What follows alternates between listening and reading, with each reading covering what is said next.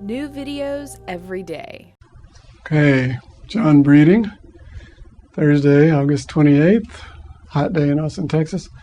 We're going to go ahead and do part 3 of my little series on working with young people. And this is one principle that stands so strongly by itself that I'm really going to emphasize it in this section, and I call it the eyes of delight.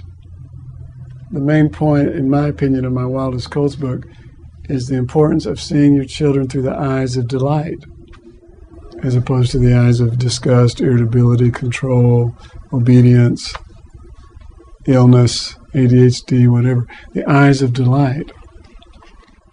I've got a chapter in here called Remembrances as Keys to Parent Heaven. I'll run through them briefly, and then we'll just focus on the eyes of delight. First one is to remember to relax. Right? Remember, you have all the time in the world. Avoid anyone or resist anyone who's giving you a sense of urgency and pressure about dealing with your child. Relax. You're in this for the long term. It's going to be all right as long as you hold the focus and protect your child from the noxious influences. You can get through this. You're smart. Your child's smart. Remember to relax. Second, remember the true nature of your child. We've gone over this one quite a lot already. The inherent nature of children is that they're exceedingly intelligent, zestful, loving, and cooperative. We are completely connected with all of life. Relax and remember the true nature of your child. It might be helpful, too, to remember, as my friend Jackie Small says, we are not human beings having a spiritual experience. Rather, we are spiritual beings having a human experience. See a big beingness for your child. And give yourself a little slack. You don't know everything. Relax. Appreciate. Be in awe of the true nature of your child. Remember the importance of movement and physical activity.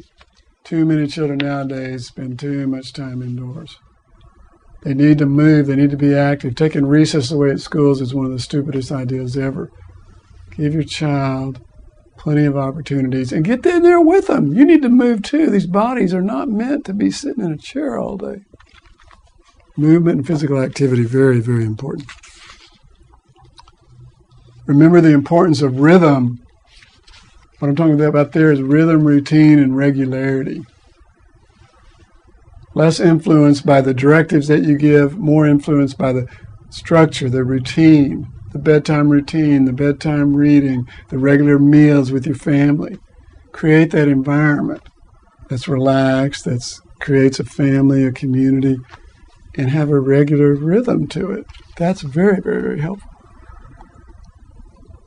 Oh, I stuck this one in there because we can never be reminded enough. Remember that the intention of biopsychiatry is to drug your child.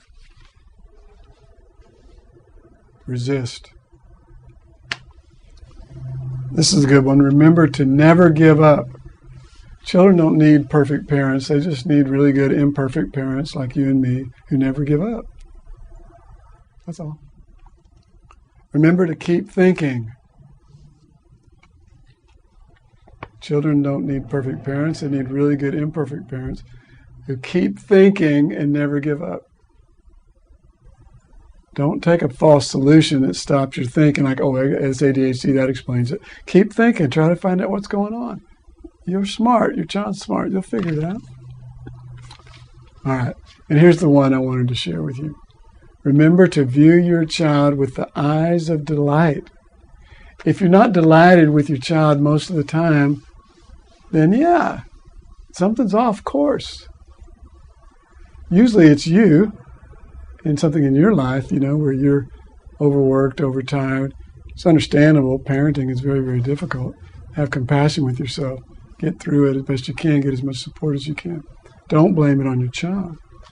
Do whatever you can to bring yourself back into a place of being delighted with your child, because that's the greatest gift for yourself and for your child. That's the best mirror. It's called a delighted mirror, right? To see your child through the eyes of delight is the greatest gift in the world. If your child's having a hard time and they're acting obnoxious or whatever, you might not feel it in that moment, but if you get thrown out of your loving, that's your problem. They're having a hard time. And bring yourself into a place of being interested in wanting to support them and help get through it so that you can be back in that place of delight more and more often.